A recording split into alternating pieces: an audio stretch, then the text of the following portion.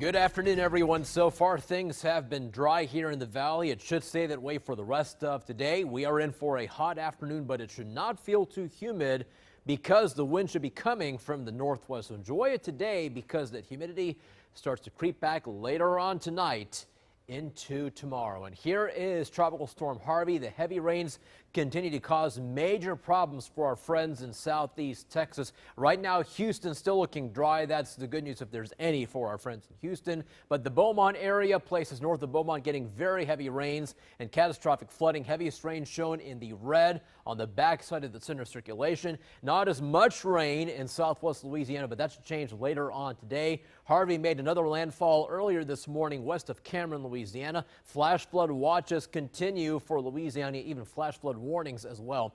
Now, Harvey should start to weaken later on today or this evening. The latest numbers, maximum winds are 45 miles per hour. Harvey is moving to the northeast at 8 miles an hour. So there's that forecast track continuing to the northeast through Louisiana into Arkansas, Mississippi, Tennessee, and Kentucky by the end of the week, bringing the threat of heavy rains and flooding to the southeastern U.S. And back home in the valley, the temperatures are now in the 90s across the board. We've got upper 90s out west in Rio Grande City, mid 90s in Edinburgh and McAllen, and lower 90s in Harlingen. And here are the current winds. They're out of the north to northwest, and that's why it is not feeling too humid out there. Winds not too high right now, 6-mile-an-hour wind speed in McAllen and 6 miles an hour in Harlingen. Your day planner forecast, try to stay cool out there, mostly sunny, not too humid today, 100 at 3 p.m., 94 at 6 o'clock this evening, and 84 degrees at 9 p.m. While the tropics are certainly busy, we now have Tropical Storm Irma. This is in the eastern Atlantic Ocean off the coast of Africa and west of the Cabo Verde Islands. Maximum winds are 50 miles per hour. It is moving to the west at 13 miles an hour and will continue toward the west. We do have several days to watch this. No immediate threat to land, but Irma is expected to become a hurricane by Friday. Here are the Lesser Antilles by Monday.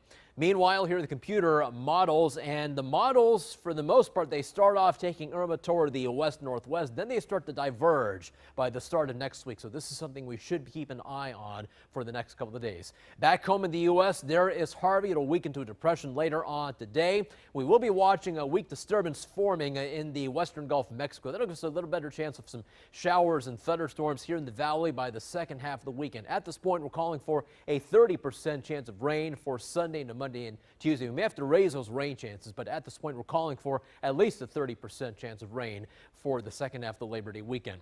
On the water, we'll have winds out of the northwest today at 5 to 15 knots. The bay waters are a light chop.